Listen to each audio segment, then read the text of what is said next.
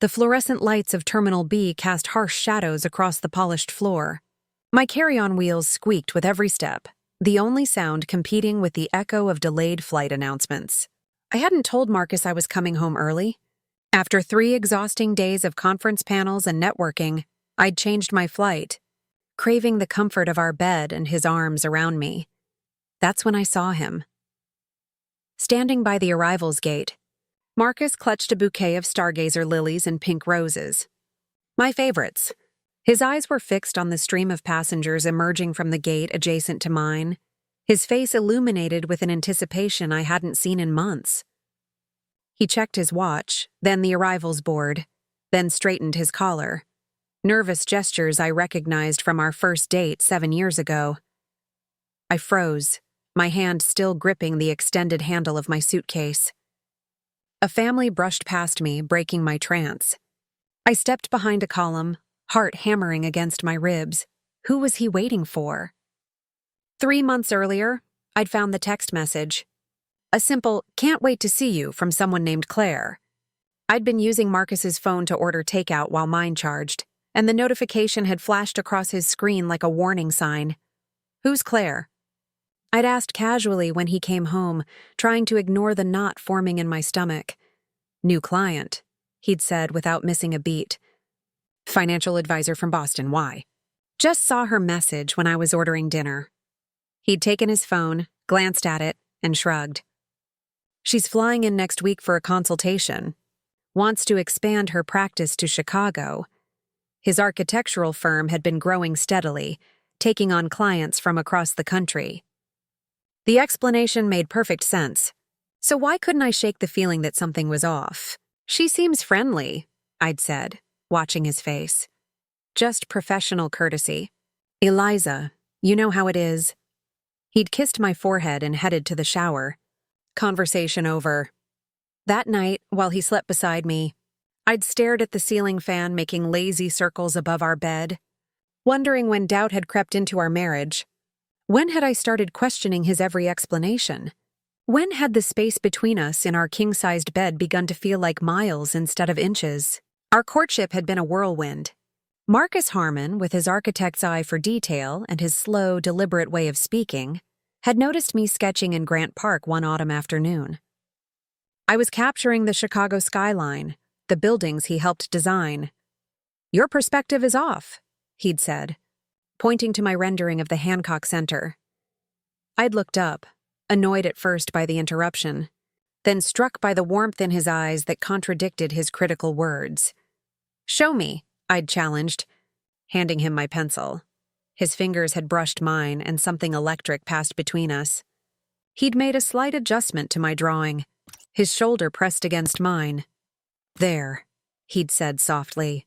"Now it anchors the whole composition."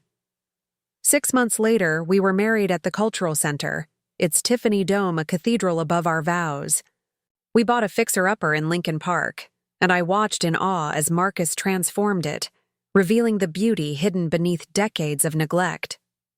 His hands could create magic, from buildings that pierced the sky to the delicate repair of the vintage-stained glass in our bathroom window. I'd never doubted those hands until I found a long blonde hair on his coat collar last winter, a hair that couldn't possibly be mine. "Probably from Jen at the office," he'd said when I held it up to the light. "She's always hovering over my drafting table." I'd let it go. Just like I'd let go of the late nights at work, the weekend client emergencies, the increasing password protection on his devices. Each explanation reasonable. Each doubt pushed down like spring bulbs beneath the soil, waiting for the right conditions to grow. My photography business had taken off unexpectedly after a client shared my work on social media. What had started as weekend portrait sessions and the occasional wedding had blossomed into commercial contracts and magazine features.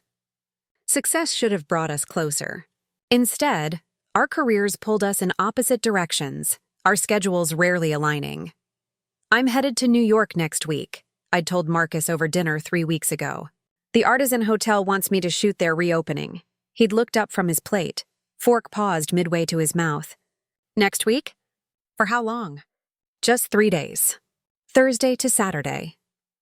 Something had flickered across his face. Relief? I couldn't be sure. That's great, babe. They're lucky to have you. He'd reached for my hand across the table, his thumb tracing circles on my palm. Maybe I'll actually catch up on work while you're gone. That night, he'd made love to me with an intensity that left me breathless, whispering praises against my skin as if memorizing every inch of me. Afterward, as he slept, I'd wondered if I'd imagined the desperation in his touch. The next morning, I'd found him on his phone in the kitchen, his voice low. "I can't talk now," he'd said, ending the call as soon as he noticed me. "Work?" I'd asked, pouring coffee, just confirming a meeting.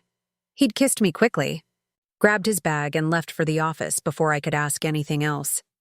That evening, I'd opened his laptop to print some documents for my trip. We'd always shared passwords, a transparency that felt like trust. But when I'd typed in our anniversary date, the password he'd used for years, an error message had appeared. I'd tried his mother's birthday, our address, all the usual combinations. Nothing worked. I'd told myself it was for client confidentiality. That architecture firms dealt with sensitive information. That trust was the foundation of our marriage. And I needed to shore up the cracks forming in mine, but the seeds of doubt had already taken root. Now, standing in O'Hare Terminal B, watching my husband waiting with flowers that I desperately wanted to believe were for me, those seeds bloomed into full-blown fear. I pulled out my phone and called him. Through the column's shadow, I watched him shift the flowers to his left arm and reach into his pocket. His face softened as he checked the screen. "Hey, you," he answered, his voice warm in my ear while I watched his lips move from 30 feet away. "How's New York?" My mouth went dry. "Fine," I managed. "The shoot wrapped early, so I'm headed home tomorrow." "That's great." "I miss you. Do you?" The words escaped before I could stop them. "Of course. The house is too quiet without you." I swallowed hard. "What are you doing right now?" He hesitated just a beat too long. "Just finishing up some work at the office. Might grab a beer with Ryan after." Ryan, his college roommate turned business partner. The perfect alibi. "Sounds fun," I said, forcing lightness into my voice. "I should go. Early call time tomorrow." "Love you," he said. "You too." I ended the call and watched him return the phone to his pocket, adjusting his grip on the bouquet. The lie hung between us, stretching across the terminal like an invisible thread. A new wave of passengers began streaming through the gate he was watching. His posture straightened, eyes scanning each face. Then his expression transformed, a smile breaking across his features like sunrise. My stomach dropped as a blonde woman emerged from the jetway. She was slender, elegant in a way that made my travel-rumpled appearance feel suddenly shabby. Even from a distance, I could see she was beautiful. She spotted Marcus and her face lit up. She quickened her pace, rolling her carry-on behind her. I should have confronted them right there. Should have walked up and demanded answers. Instead, I remained frozen behind my column, a coward bearing witness to my marriage's unraveling. Marcus handed her the flowers, my flowers, and embraced her. Not a passionate embrace between lovers, but not entirely platonic either. His hand lingered at the small of her back a moment too long. They spoke briefly, him taking her carry-on while she cradled the bouquet. Then they turned together, heading toward the exit. Toward our home? The thought made me physically ill. I followed at a safe distance, ducking behind groups of travelers whenever they slowed or stopped. They made their way to short-term parking, to Marcus's Audi. The same car where we'd made love during a rainstorm last summer, fogging the windows with our breath and passion. I watched him open the passenger door for her, watched her slide in with the flowers on her lap, watched him circle to the driver's side, completely oblivious to my presence or my pain. As they pulled away, I stood in the parking garage, the cold concrete seeping through my thin jacket.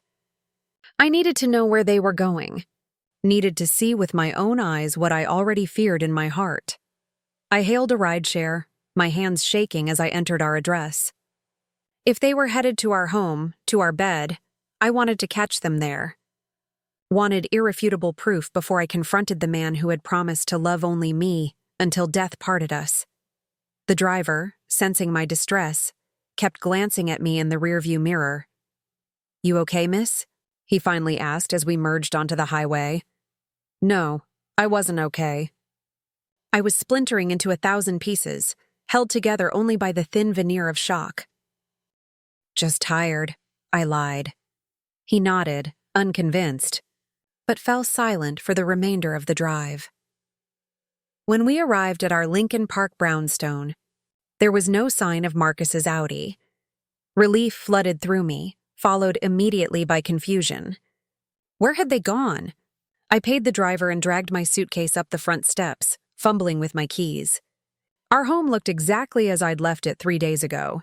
Marcus's coffee mug still in the sink, my cardigan draped over the living room chair, mail piled on the counter.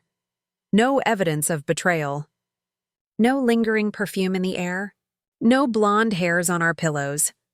I checked my phone, tempted to call him again, to demand to know where he was and who he was with. But what would that accomplish? More lies? Instead, I opened my laptop and logged into our credit card account. Marcus wasn't as careful as he thought. The joint card showed a reservation at Everest, one of Chicago's most expensive restaurants, for tonight. 2 hours from now, he was taking her to dinner. The same restaurant where we'd celebrated our 5th anniversary last year. I closed the laptop, anger replacing shock. How dare he take another woman to our special place? How dare he desecrate the memories we'd built together? I stormed upstairs to our bedroom, throwing open his closet door. His suits hung in neat rows, organized by color. The blue Hugo Boss was missing, his favorite, the one I'd given him for Christmas. He was wearing it for her. I sank onto our bed, his scent still lingering on his pillow. 7 years of marriage, of building a life together, and he could throw it all away for what? A blonde in a sleek outfit?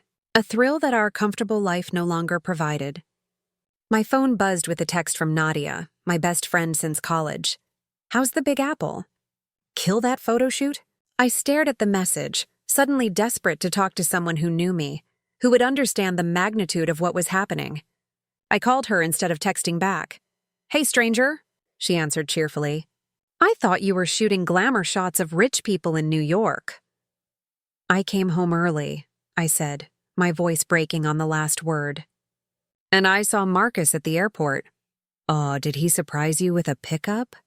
"That's so—" "He wasn't there for me, Nadia. He was waiting for someone else." "A woman." Silence stretched between us as she processed my words. "What do you mean? Like a client or something?" "With flowers. My favorite flowers. And he lied to me on the phone. Said he was at the office."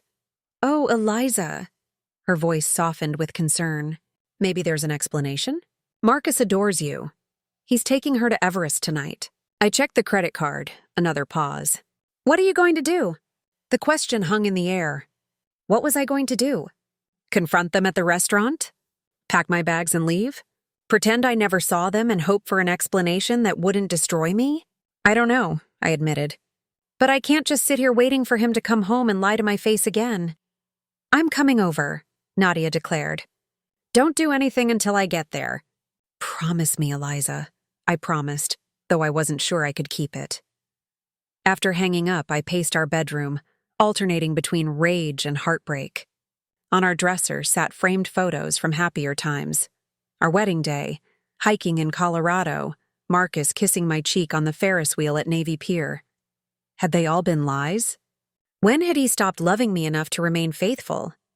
I picked up our wedding photo, studying his face for signs I might have missed. The earnest eyes, the gentle smile as he slid the ring onto my finger. Had he ever truly been mine? The doorbell rang, startling me from my thoughts. Nadia wouldn't have arrived so quickly. My heartbeat accelerated. Was it Marcus? Had he forgotten something? Come home to prepare for his date? I crept downstairs and peered through the peephole. Standing on my porch was the blonde woman from the airport, still clutching my flowers. My first instinct was to pretend I wasn't home, to hide upstairs until she left. But curiosity and anger overrode my fear. I wanted to see her up close, this woman who might be destroying my marriage. I opened the door. She looked startled, clearly not expecting me. Up close, she was even more beautiful, early 30s with clear blue eyes and the kind of bone structure that photographers dream about. "Oh," she exclaimed, taking a half step back.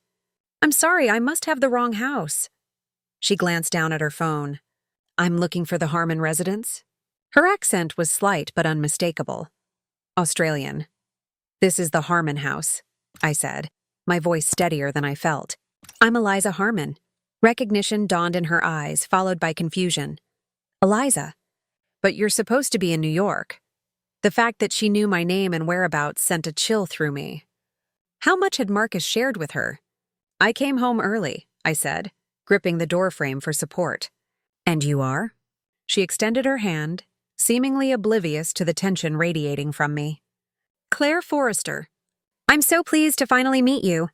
Marcus has told me so much about you." "Claire." The text message. "Can't wait to see you."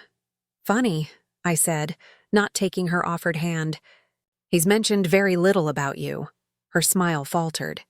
She lowered her hand and adjusted the flowers in her arms. "My flowers? Oh. Well, I suppose he wanted it to be a surprise." "Oh, it was definitely that." I couldn't keep the bitterness from my voice. Confusion creased her brow. "I'm sorry, have I done something wrong?" "Marcus said it would be fine to stop by and get the key, but if this is a bad time—" "The key?" I echoed. "To the apartment?" He said he'd leave one here since he needed to run an errand before meeting me for dinner. My mind raced. "Apartment? What apartment? Why don't you come in, Claire?" I stepped back from the doorway. "I think we need to talk." She hesitated, clearly sensing that something was off, but entered our home with cautious steps. I led her to the living room, watching as she took in the space, the architectural details Marcus had lovingly restored, the gallery wall of my photographs, the evidence of our shared life. "Beautiful home," she said, perching on the edge of our sofa. "Marcus said you're quite the photographer." "And what exactly did Marcus tell you about me?" I asked, remaining standing. She placed the bouquet on the coffee table, smoothing an invisible wrinkle in her skirt. "That you're talented. Passionate about your work. That you met when he criticized one of your drawings." She smiled at this, as though sharing an inside joke. My stomach twisted. He'd told her about our meeting, our story, and what else did he tell you about me? About us? That you've been married 7 years next month. She tilted her head, studying my face. "Eliza, I feel like there's some misunderstanding happening here." "The misunderstanding," I said through clenched teeth, "is that my husband told me he was at work today. Instead, he picked you up at the airport with my favorite flowers and is taking you to our anniversary restaurant." Her eyes widened. Oh no, this isn't—" The front door opened, cutting off whatever she was about to say. Marcus's voice called out, "Claire? Did you get the—" He stopped short in the doorway to the living room, his face draining of color as he saw me standing there. He was indeed wearing the blue suit I'd given him, a garment bag draped over one arm. "Eliza," he breathed, as though seeing a ghost. "You're home." "Surprise," I said flatly. His eyes darted between Claire and me, panic evident in his expression. "I can explain, can you? Because I saw you at the airport, Marcus. I saw you waiting for her with flowers. I heard you lie to me on the phone. I know you're taking her to Everest tonight." Claire stood suddenly. "I should go." "No," I snapped. "I want to hear this explanation too. I want to know how long it's been going on, how long you've been seeing my husband behind my back." She looked stricken. We're not." She turned to Marcus. "You didn't tell her?" Marcus set down the garment bag, his shoulders slumping. "I was going to. Tomorrow when she got home."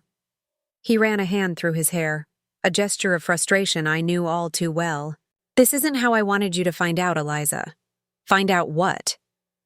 My voice rose. "That you're cheating on me. That you've been lying to me for months." "Cheating?" Claire echoed, looking genuinely shocked. "Marcus, she thinks we're having an affair." He closed his eyes briefly, as though gathering strength. "We're not having an affair, Eliza." "Then explain the flowers, the restaurant, the lies." He crossed to me slowly, as one might approach a frightened animal. Claire is my sister. The words hung in the air between us, incomprehensible at first.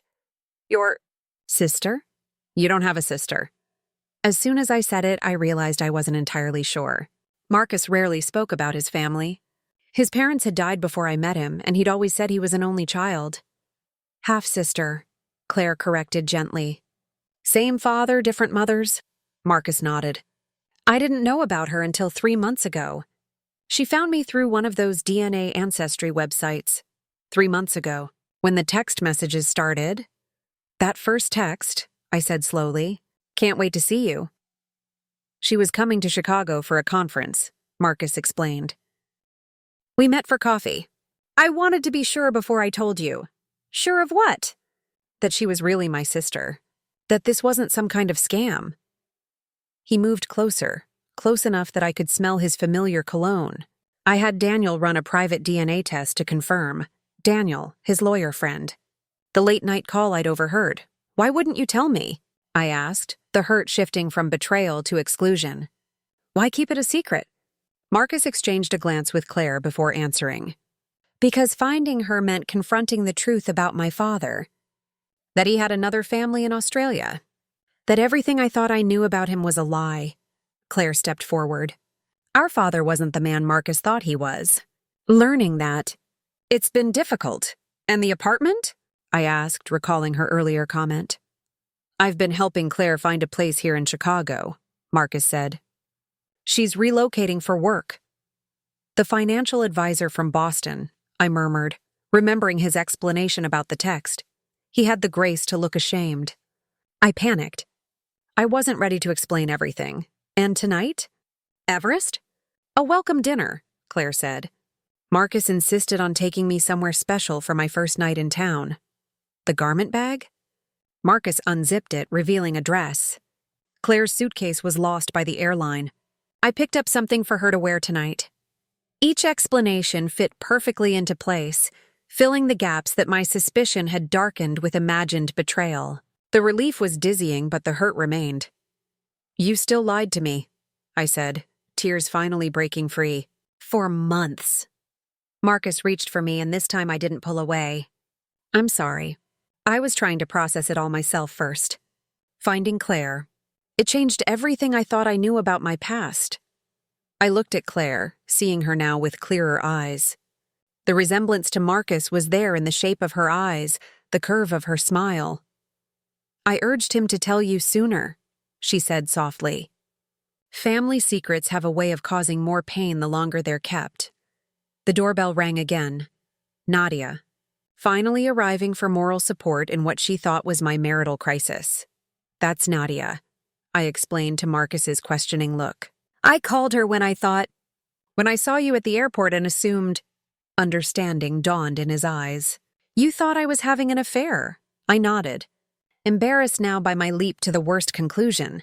Marcus answered the door, explaining the situation to a very confused Nadia in hushed tones. Claire touched my arm gently. For what it's worth, the way he talks about you, I've never heard someone speak about their partner with such love. It's part of why I wanted to meet you so badly. Fresh tears welled in my eyes, but different ones now. I wish he'd told me about you from the beginning. Family complications are never simple, she said with a sad smile. Our father hurt a lot of people with his secrets. Marcus was afraid of hurting you too. When Marcus returned to the living room, Nadia trailing behind him with a bewildered expression, I crossed to him and took his hands in mine. No more secrets, I said firmly. Not even to protect me. He nodded, bringing my hands to his lips. No more secrets, Nadia cleared her throat. So, not a homewrecker then? She gave Claire an apologetic smile. Claire laughed, the tension in the room finally breaking. Not unless you count crashing on their couch until my apartment is ready next week. You're staying with us? I asked, looking to Marcus. Only if that's okay with you, he said. I was going to surprise you tomorrow with the whole story, but... He gestured to the scene before us. I can get a hotel, Claire offered quickly. No, I said, surprising myself with how much I meant it. No, you should stay. We have plenty of room and I took a deep breath. I'd like to get to know my sister-in-law. Marcus's eyes shone with emotion, and I knew in that moment that we would be okay. There would be conversations to have, trust to rebuild, but the foundation was still solid. I still think you owe your wife dinner at Everest, Nadia said, breaking the moment with her practical wisdom. And maybe save the family reunion for another night? Marcus looked at me questioningly. Actually, I said, I think we should all go. I want to hear everything. How you found each other, what you've learned about your father. All of it. Claire smiled. That same smile that now reminded me unmistakably of my husband's. I'd like that very much. As we prepared to leave for dinner, a new family unit tentatively forming, I caught Marcus's reflection in the hallway mirror. He was watching me with a mixture of relief and tenderness that made my heart constrict. I'm sorry I jumped to conclusions, I said quietly. He wrapped his arms around me from behind, resting his chin on my shoulder. I'm sorry I gave you reason to doubt. I thought I was protecting you, but secrets only create distance. I turned in his embrace, studying the face I loved so dearly. Promise me something? Anything. Next time you go to the airport to meet a long-lost relative, give me a heads up first? He laughed, pressing his forehead to mine. Deal. As we left for dinner, the four of us squeezing into Marcus's Audi, I thought about the assumptions we make about those we love, the stories we tell ourselves when fear fills in the blanks of what we don't know. How easily doubt can take root in the gaps where communication should be. That night at Everest, as Claire shared stories of her childhood in Melbourne, and Marcus listened with the eager attention of someone piecing together his own history, I realized that families are always more complicated than they appear from the outside. That love requires constant tending, constant communication, and sometimes, the flowers at the airport aren't a sign of betrayal, but the beginning of a new chapter in your shared story. 6 months later, we gathered in our backyard for an impromptu family dinner. Claire had settled into her apartment in Wicker Park, but joined us weekly for what had become a tradition.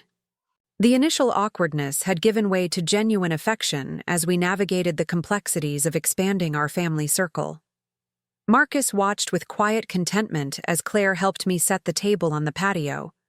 Their similar mannerisms now obvious to me, the way they both tilted their heads when listening, how they absent-mindedly tapped their fingers when thinking. I've been meaning to give you something, Claire said, pulling an envelope from her bag as we finished laying out the silverware. What's this? I asked, opening it to find plane tickets. 2 tickets to Melbourne, she explained. It's time you both met my mother. She's dying to meet the brother she's heard so much about, and his talented wife. Marcus joined us, reading the tickets over my shoulder. Australia in December? It'll be summer there. Christmas on the beach, Claire confirmed. Mom's planning a proper Aussie Barbie. I thought about how differently things might have turned out if I hadn't come home early that day. If I hadn't seen Marcus at the airport? If I had let suspicion fester instead of confronting it? We'd love to come, I said, looking to Marcus for confirmation. He nodded, slipping an arm around my waist. Later, as the summer evening faded into dusk and our small family lingered over dessert and conversation, Marcus squeezed my hand beneath the table. Thank you, he whispered. For what? For giving me the chance to explain that day. For opening our home to Claire? For everything. I rested my head on his shoulder, watching as fireflies began to illuminate the garden. Family is worth fighting for, I said simply. He kissed my temple. Even the family you didn't know you had? Especially that family. I smiled up at him. Though next time you discover a long-lost relative, maybe lead with that information? His laugh rumbled through me, familiar and comforting. No more airport surprises. Promise. As Claire raised her glass in a toast to new beginnings, I reflected on how easily fear can blind us to the truth. How the stories we tell ourselves in moments of doubt are often far from reality. How love, with all its complications, requires the courage to be vulnerable, to ask difficult questions, to listen to the answers even when they challenge what we believe. Sometimes, Coming home early isn't the beginning of an ending, but the start of something new, something unexpected, something beautiful. And that wraps up today's story. Now we want to hear from you. Where are you watching from? Drop your city or country in the comments, and let's see how far these stories reach. If this story moved you or gave you chills, give it a like, share, and subscribe for more powerful stories. One last thing, rate the story from 1 to 10 in the comments. Your feedback helps us bring you even better ones next time. Thanks for watching. We appreciate you being part of this storytelling journey.